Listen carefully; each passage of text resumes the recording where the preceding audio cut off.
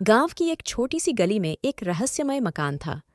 इस मकान की कहानी काफी पुरानी थी और लोग इसे सिर्फ अफवाहों में मानते थे।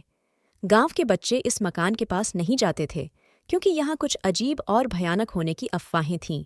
पहली बार एक छोटे बच्चे ने रात के समय मकान के बाहर एक प्रकार की अजीब सी आवाज़ सुनी।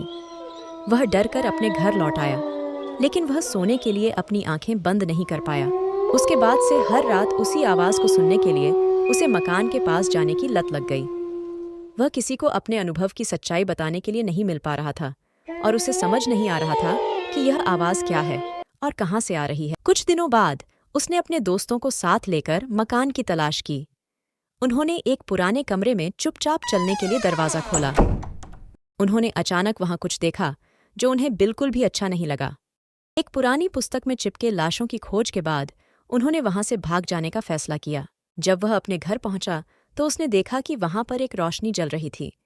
यह रोशनी उसके डर को दूर करने के लिए काफी थी।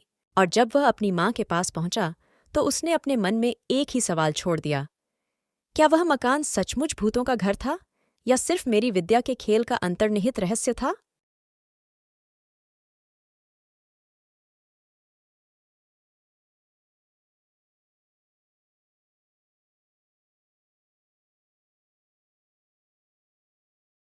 अब वह बच्चा जितना नींद से भरा हुआ था उतना ही भयानक स्थिति में अपने घर पहुंचने की इच्छा कर रहा था।